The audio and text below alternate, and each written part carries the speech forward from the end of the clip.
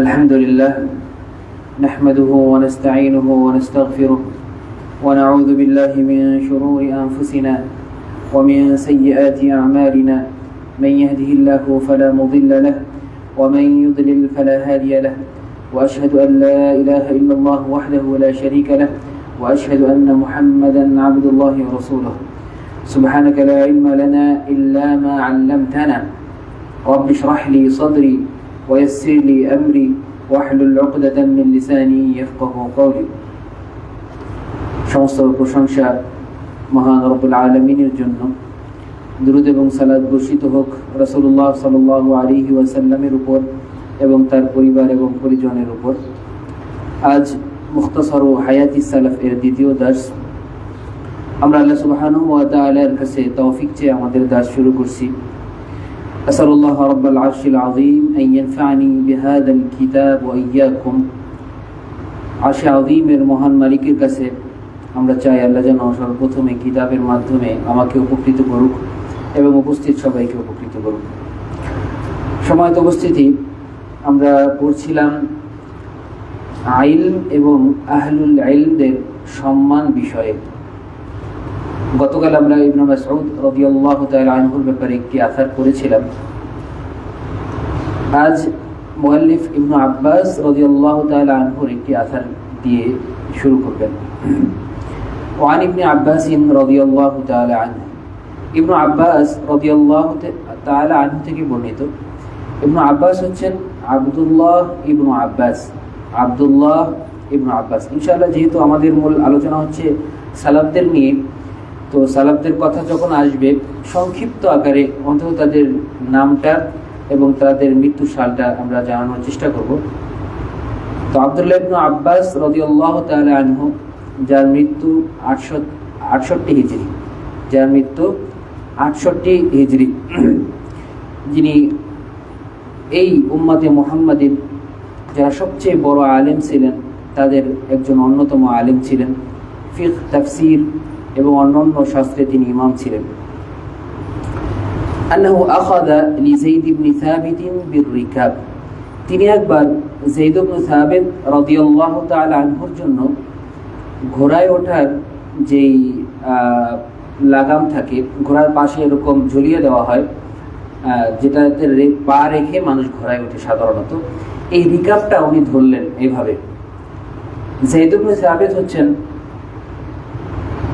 রাসূল সাল্লাল্লাহু আলাইহি ওয়াসাল্লামের বিখ্যাত সাহাবী যায়দ ইবনে সাবিত, এবং তিনি ছিলেন শাইখুল মুকরিইন, অর্থাৎ যারা কারি সাহাবী ছিলেন এদের তিনি শাইখ ছিলেন, এবং রাসূল সাল্লাল্লাহু আলাইহি ওয়াসাল্লামের ওহীর লেখক ছিলেন, এবং রাসূল সাল্লাল্লাহু আলাইহি ওয়াসাল্লামের মৃত্যু পরবর্তী মদিনার মুফতি ছিলেন, মানুষদেরকে ফতোয়া দিতেন এবং ইফতার কাজ করতেন।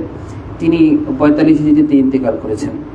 তো ইবনে আব্বাস রাদিয়াল্লাহু তাআলা আনহু একবার যায়েদ ইবনে সাবিতের ঘোড়াতে ওঠার যেই লাগামটা ইয়াটা আছে, যেটাতে পা রাখে ঝুলে থাকে, এটা ধরে দিলেন।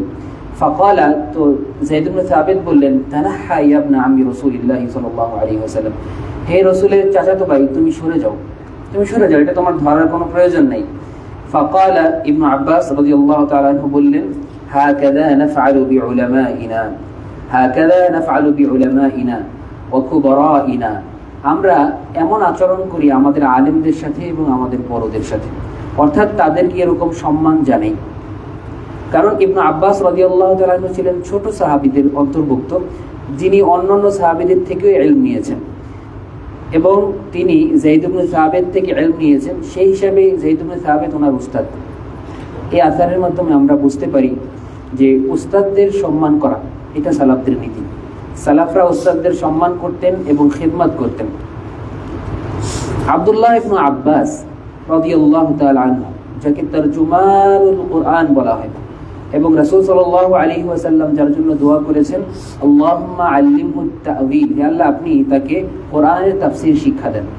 এত বড় একজন ব্যক্তিত্ব, তিনি তার উস্তাদে ঘোড়ায় ওঠার এই যে পা দানিটা এটা ধরে দিচ্ছেন। এই জন্য তার বললেনদের উচিত হলো উস্তাদদের সম্মানজনক যে সমস্ত ছোট ছোট কাজ আছে এগুলো ঠিক করে দেওয়া। এটা আমাদের সালাফদের কাজ। وكان ثابت البناني رحمه الله। ثابت আল বুনানি তিনি একজন বিখ্যাত তাবিঈ। তার মৃত্যু 123 হিজরি। তিনি বড় বড় সাহাবীদের থেকে ইলম নিয়েছেন। বিশেষ করে তিনি আনাস ইবনে মালিক রাদিয়াল্লাহু তাআলা আনহু খাদিম রাসূলিল্লাহ, রাসূল সাল্লাল্লাহু আলাইহি ওয়াসাল্লামের খাদিম আনাস ইবনে মালিক এর বিশেষ শাগির্দ ছিলেন। তো এই সাবিত আল বুনানি ইদা জাআ, যখন উনি আনাস ইবনে মালিকের কাছে আসতেন, ক্বালা আনাস ইবনে মালিক, তখন তিনি আনাস ইবনে মালিক ওনার একজন খাদেমা ছিল জামিলা, উনিও একজন সাহাবিয়া ছিলেন, জামিলা বিনতু সাবিত আল আনসারিয়া, যিনি আনাস রাদিয়াল্লাহু তাআলা আনহু এর দাসী ছিলেন। পরবর্তীতে তিনি তাকে মুক্ত করে দিয়েছেন। তো যখনই সাবিত আল বুনানি আনাসের কাছে আসতো, তো আনাস রাদিয়াল্লাহু তাআলা আনহু বলতেন, ইয়া জামিলা নাউলিনি তিবান, হে জামিলা আমাকে সুগন্ধি দাও, আমুসু বিহি ইয়াদি, এই সুগন্ধির মাধ্যমে আমি আমার হাতে লাগাবো। ফাইন্না ইবরা উম্মি সাবিতিন লা ইয়ারদা হাত্তা ইয়াকবালা ইয়াদি, কারণ সাবিত আল বুনানি সে আমার হাতে চুমু দেয়া ছাড়া সন্তুষ্ট হবে না, সে এসেই আমার হাতে চুমু দিবে।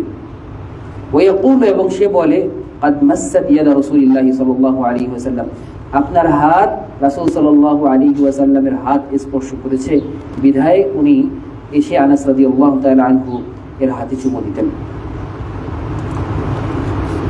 وقال نافع ابن جبير, নাফি ইবনে জুবাইর রাহিমাহুল্লাহ বলেন, নাফি ইবনে জুবাইর হচ্ছে নাফি ইবনে জুবাইর ইবনে মুতঈম, বিখ্যাত সাহাবী জুবাইর ইবনে মুতঈম রাদিয়াল্লাহু তাআলা আনহু ওনার ছেলে, এবং ইমাম মালিক রাহিমাহুল্লাহ উস্তাদ।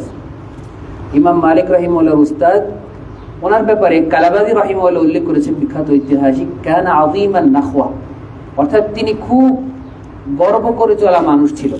কিছু মানুষ থাকে তারা একটু গর্ব পছন্দ করে, তো নাফি ইবনে জুবাইর তিনি গর্ব করে চলতেন। এর কারণ আছে, কারণ তিনি ছিলেন কুরাশি, অন্যদিকে তিনি অনেক জাহেদ মানুষ ছিলেন, আল্লাহওয়ালা মানুষ ছিলেন, আবার অনেক বড় আলেম ছিলেন, ইমাম মালিকের উস্তাদ ছিলেন। তার নাখওয়া এবং তার এই যে গর্ববোধ এত বেশি পরিমাণ ছিল, ইমাম যাহাবী রাহিমাহুল্লাহ উল্লেখ করেছেন, তিনি একবার হজের সফরে যাচ্ছিলেন, তো পথিমধ্যে এক আবদারি শেখ মানে হচ্ছে এমন এক ব্যক্তি যে বনু আব্দিদ্দার থেকে, বনু আব্দিদ্দার, তো তার সাথে সালাত আদায় করলেন। আচ্ছা, এই কাহিনীটা বোঝার জন্য একটা ছোট্ট ভূমিকা দরকার, সেটা হচ্ছে রাসূল সাল্লাল্লাহু আলাইহি ওয়াসাল্লামের দাদা, অর্থাৎ আব্দে মানাফের পিতা, দাদার দাদা কুসাই ইবনে কিলাব। কুসাই ইবনে কিলাব হচ্ছে ওই ব্যক্তি যাদের কাছে, যে কুরাইশদের কাছে সবচেয়ে সম্মানিত। কারণ কুরাইশরা যে এত সম্মানিত হয়েছে এর কারণ কি? কুরাইশদের এত সম্মানের কারণ কি ছিল? কারণ তাদের কাছে কাবার দায়িত্ব ছিল, হ্যাঁ, জমজমের দায়িত্ব ছিল, হাজিদেরকে পানি পান করাতো, খাবার দিত। কিন্তু এই বিষয়গুলো, এগুলো কুরাইশদের মধ্যে সর্বপ্রথম যে নিয়ে এসেছেন তার নাম কি? কুসাই ইবনে কিলাব। এই কুসাই ইবনে কিলাবের 4 ছেলে ছিল। এর মধ্যে একজন ব্যক্তির আমরা নাম জানি, তিনি হচ্ছে আব্দে মানাফ, হাশেম এর পিতা। তো আব্দে মানাফ, আরেকজন ছিল আব্দুল উজ্জা, আরেকজন ছিল আব্দুদ্দার, আরেকজন ছিল আব্দুল কুসাই। তার 4 ছেলে। এর মধ্যে উনি সবচেয়ে বেশি ভালোবাসতেন আব্দুদ্দার। এবং এই যে কুরাইশদের সম্মানের যে বিষয়গুলো ছিল, অর্থাৎ 5টা বিষয় ছিল যেগুলো কুরাইশদের মূল সম্মানের বিষয় ছিল, এর মধ্যে একটা ছিল হিজাবা। 1 নম্বরে কি ছিল? হিজাবা মানে হচ্ছে কাবার রক্ষণাবেক্ষণ করা। 2 নম্বরে সিকায়া। 2 নম্বরে কি? সিকায়া মানে হচ্ছে যারা হাজি আসবে, হজ করতে আসবে, উমরা পালন করতে আসবে, তাদেরকে পানি পান করানো।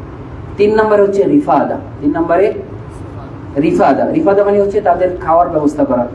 4 নম্বরে হচ্ছে লিওয়া। 4 নম্বরে লিওয়া মানে হচ্ছে যখন যুদ্ধ হবে তখন কুরাইশদের একটা পতাকা, এটা সবার সামনে থাকবে এবং এটাই যুদ্ধের মূল পতাকা হিসেবে বিবেচিত হবে।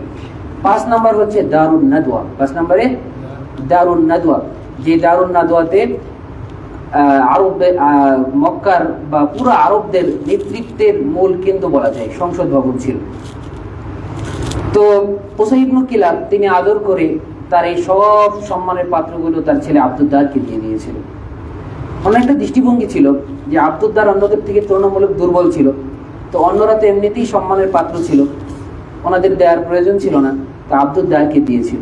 তো ওই সময় আব্দে মানাফ কিছু না বললেও যখন পরবর্তীতে আব্দে মানাফের সন্তানরা দেখলো যে কাবার রক্ষণাবেক্ষণ মূল দায়িত্ব তো আমরাই পালন করি, মানুষকে আমরাই খাওয়াই, আমাদেরই সম্মান আছে, কিন্তু বনু আব্দিদ্দারের কাছে এগুলো থাকার কোনো মানে হয় না, তো ওনারা যুদ্ধ ঘোষণা করলেন। অনেক লম্বা কাহিনী। এক পর্যায়ে তাদের মধ্যে সোলা হলো যে 3টা বিষয় থাকবে বনু আব্দিদ্দারের কাছে, আর 2টা বিষয় থাকবে বনু আব্দি মানাফের কাছে। বনু আব্দি মানাফের কাছে থাকবে রিফাদা আর সিকায়া, খাওয়ানোর বিষয়টা আর পান করানোর বিষয়টা। তো এই যে বনু আব্দিদ্দার আর বনু আব্দি মানাফ, তাদের মধ্যে ঝামেলাটা অনেক ঐতিহাসিক। বুঝে আসছে ঝামেলাটা কোন জায়গায়? তো এদের যারা বংশধর তাদের মধ্যেও একে অপরের মধ্যে খুব একটা শত্রুতা ছিল। তো নাফি ইবনে জুবাইর তিনি ছিলেন বনু আব্দিদ্দারের, বনু হাশিমের, যেহেতু তিনি কুরাশি ছিলেন। আর যেই শাইখের সাথে তিনি সালাত আদায় করছেন উনি ছিলেন বনু আব্দিদ্দারের। এরকম দুইটো মানুষের মধ্যে শত্রুতা থাকা খুবই স্বাভাবিক। উনি সেই শাইখকে বললেন, আপনি যান সালাত আদায় করেন। সালাত আদায়ের পরে তিনি বললেন, আপনি কি জানেন আমি আপনাকে কেন ইমাম হিসাবে সামনে দিলাম? শেখ বললেন যে হ্যাঁ স্বাভাবিক, লিসিন্নি ওয়ালি শারাফি, কারণ আমার বয়স তোমার থেকে বেশি এবং আমি তোমার থেকে বেশি সম্মানিত। তিনি বলেন লা আল্লাহ, না কখনোই না, এই জন্য না, বাল লিয়াতাওয়াযু লিল্লাহি তাআলা, যাতে করে আমি আল্লাহর কাছে এর মাধ্যমে বিনয় হতে পাই যে তোমার মতন একজন মানুষের পিছনে আমি সালাত আদায়। সুবহানাল্লাহ। তো এইরকম একজন মানুষ ছিল উনি। এবং উনি আলা আল হাযরামি রাহিমাহুল্লাহ, যিনি ইমাম মালিকের উস্তাদ ছিল, তার 10-এর একদিন চলে গেছেন। এই কাজগুলো করার কারণ হলো ওনার বন্ধু বান্ধব যারা আছে সবসময় বলতো যে ইন্না ফিকা কিবরা, তোমার মধ্যে অহংকার আছে। তো উনি এমন সব কাজ করতো যে উনি এর মাধ্যমে প্রমাণ করতে চাইতেন যে আমার মধ্যে অহংকার নাই। আলা ইবনে সাঈদ ওনার দর্শে উনি গিয়ে বললেন, বসার পরে বললেন, ইয়া আলা, তুমি কি জানো তোমার দর্শে আমি কেন বসেছি? আলা বললেন যে হ্যাঁ স্বাভাবিক, ইলমের জন্য আসছো। তিনি বলছেন লা লা আল্লাহ, আল্লাহর কসম ইলমের জন্য আসি নাই, বাল লিয়াতাওয়াযু লিল্লাহ, যাতে করে আল্লাহর কাছে এর মাধ্যমে বিনয় হতে পারি যে আমার মতন একজন ব্যক্তি তোমার মতো মানুষের দর্শে বসেছেন। এবং তিনি অত্যন্ত উরুবিয়াত, আরবত্ব, এটার খুব পক্ষে ছিলেন। যদি কোনো আরবের মানুষ মারা যেত তাহলে তিনি বলতেন ওয়া আহলাহ ওয়া আহলাহ, তিনি কি বলতেন? হ্যাঁ আমার পরিবারের একজন মারা গেছে। আর যদি সেই ব্যক্তি কুরাইশি হতো তিনি বলতো ওয়া আখা, হ্যাঁ হ্যাঁ আমার ভাই মারা গেছে। আর যদি এর বাইরে কোনো আজমি মারা যেত বা কোনো গোলাম মারা যেত তাহলে তিনি বলতেন মালুল্লাহ, আল্লাহর মাল, ইয়াখুযু ওয়া ইয়াতরুক, আল্লাহ চাইলে নিয়ে যান আবার চাইলে। সুবহানাল্লাহ। তো এগুলো বলার উদ্দেশ্য হচ্ছে এই না যে এগুলো আমরা অনুসরণ করব, এগুলো বলা হচ্ছে যেহেতু সালাফদের চর্চা হচ্ছে এই জন্য ওনার ব্যাপারে বলা। তো উনি ক্বালা লি আলী ইবনুল হুসাইন, আলী ইবনুল হুসাইনকে বললেন। আলী ইবনুল হুসাইন হচ্ছে রাসূল সাল্লাল্লাহু আলাইহি ওয়াসাল্লামের নাতি হুসাইন ইবনু আলীর সন্তান, আলী ইবনুল হুসাইন। ওনার মৃত্যু হয়েছে 100 হিজরিতে। উনি বললেন গফারাল্লাহু লাক, আল্লাহ তোমাকে ক্ষমা করুক। আমরা আগেই বলেছি এই কথাগুলো আসলে সব বলার মূল কারণ হচ্ছে এই আসারটা বোঝা, এই আসারটা বোঝা। যেহেতু নাফি ইবনে জুবাইর এমন একজন ব্যক্তি ছিলেন যিনি ছিলেন আযীমুন নাখওয়া, গর্ববোধ করে চলতেন। যেহেতু উনি কুরাইশি ছাড়া অন্য কোনো মানুষের কাছ থেকে ইলম নিতেন না, তো এই জন্য আলী ইবনুল হুসাইনকে বলতেন। তো আমাদের মূল আদর্শ কিন্তু ওনার কাজ না, মূল আদর্শ হচ্ছে আলী ইবনুল হুসাইনের কাজ। কার আদর্শ? আমাদের আদর্শ কি? আলী ইবনুল হুসাইন যেটা বলবেন এখন। তো উনি নাফি ইবনে জুবাইর আলী ইবনুল হুসাইনকে বললেন আনতা সাইয়্যিদুন নাস, আপনি তো মানুষদের মধ্যে নেতা, কারণ আপনি হুসাইন ইবনে আলীর ছেলে। ওয়া আফদালুহুম, আপনি তাদের সবচেয়ে সম্মানিত ব্যক্তি। এত সম্মান থাকা সত্ত্বেও তাযহাবু ইলা হাযাল আবদ, আপনি এই গোলামের কাছে যান, ফাতাজলিসু মাআহু, তার ইলমি মজলিসে বসেন এবং তার থেকে ইলম নেন। ইয়ানি যায়েদ ইবনে আসলাম, এর মাধ্যমে তিনি উদ্দেশ্য নিয়েছেন যায়েদ ইবনে আসলামকে। যায়েদ ইবনে আসলাম, যায়েদ ইবনে আসলাম হচ্ছেন ওমর ইবনুল খাত্তাবের আযাদকৃত গোলাম। ওমর ইবনুল খাত্তাবের আযাদকৃত গোলাম, যিনি 135 হিজরিতে ইন্তেকাল করেছেন। এবং তিনি বিশ্ববিখ্যাত একজন ফকিহ ছিলেন, মাদানী ফকিহ ছিলেন এবং ইমাম মালিক রাহিমাহুল্লাহর উস্তাদ ছিলেন। তো উনি যে জবাবটা দিয়েছেন খুবই চমৎকার একটা জবাব। আলী ইবনুল হুসাইন রাহিমাহুল্লাহ বলেন ইন্নাহু ইয়ানবাগি লিল ইলমি আন ইউত্তাবা হাইসুমা কান, ইলম যেখানেই থাকুক না কেন সেখান থেকে ইলমটা অর্জন করা উচিত। ইলমটা যেখানেই থাকুক না কেন সেখান থেকে ইলমটা অর্জন করা উচিত। এটা হচ্ছে আমাদের মূল বিষয়, যে ইলমটা যেখানেই থাকুক না কেন। অনেক সময় এমন হয় যে মানুষ নিজেকে একটু বড় মনে করে, যে কোনো কারণে হোক, যে কোনো কারণেই হোক। তো ইলম এমন একটা বিষয় আছে যে বিষয় তার জানা নেই, কিন্তু তার যে বিষয়টা প্রয়োজন এটা এমন এক বিষয়, এমন এক ব্যক্তির কাছে আছে যে মনে করে যে সে আমার থেকে কোনো একটা দিক দিয়ে ছোট, তখন সে তার এই অহংকারের কারণে, তার না হওয়ার কারণে তার থেকে আর ইলম নিতে পারে না। কিন্তু আমাদের সালাফদের আদর্শ ছিল যে ইলম যেখানেই থাকুক না কেন, ব্যক্তি যেই হোক না কেন, চাই সে গোলাম হোক, ছোট হোক, ধনী হোক, আমার থেকে বয়সে ছোট হোক, আমি অনেক বড় ইলমওয়ালা, আমার কাছে এত এত ইলম আছে, আমি এত এত পড়ছি, কিন্তু আমার কাছে ইলমটা নেই, সেটা একজন ছোট তালিমুল ইলমের কাছে আছে বা ছোট কোনো আলেমের কাছে আছে, আমার জন্য কর্তব্য হলো তার থেকে সেই ইলমটা নেওয়া। তো আলী ইবনুল হুসাইনের এই আসারটা আমরা মনে রাখবো। তিনি বলেছেন, ইন্নাহু ইয়ানবাগি লিল ইলমি আন ইউত্তাবা হাইসুমা কান, ইলম যেখানেই থাকুক না কেন সেখান থেকে সেই ইলমটা নেওয়া উচিত। আজকের দর্শে এই পর্যন্তই থাকুক। আল্লাহ সুবহানাহু ওয়া তাআলা আজকের দর্শে যে কথাগুলো হয়েছে এর মাধ্যমে সর্বপ্রথম আমাকে আমল করার তৌফিক দান করুক এবং আমাদের সকলকে আমল করার তৌফিক দান করুক এবং আমাদেরকে আমাদের সালাফদের যে পথ আছে সেই পথে চলার তৌফিক দান করুক। তাদের যে আখলাক, তাদের যে মানহাজ, প্রতিটা ক্ষেত্রে তাদের অনুসরণ যেন আল্লাহ আমাদেরকে করার তৌফিক দান করুক। শুধুমাত্র আকীদা না, আকীদা তো অবশ্যই সবার আগে আমরা আকীদা অনুসরণ করব, শুধুমাত্র আকীদা না, বরং তাদের আখলাক, তারা কিভাবে ইলম অর্জন করেছেন, তাদের চরিত্র কেমন ছিল, তাদের ইখলাস কেমন ছিল, মোট কথা প্রতিটা ক্ষেত্রে আল্লাহ সুবহানাহু ওয়া তাআলা যেন আমাদেরকে আমাদের সালাফদের ইহসানের সাথে অনুসরণ করার তৌফিক দান করুক। সুবহান রাব্বিকা রাব্বিল ইজ্জাতি আম্মা ইয়াসিফুন ওয়া সালামুন আলাল মুরসালিন ওয়ালহামদুলিল্লাহি রাব্বিল আলামিন। সুবহানাকাল্লাহুম্মা বিহামদিকা আশহাদু আন লা ইলাহা ইল্লা আনতা আস্তাগফিরুকা ওয়া আতুবু ইলাইক।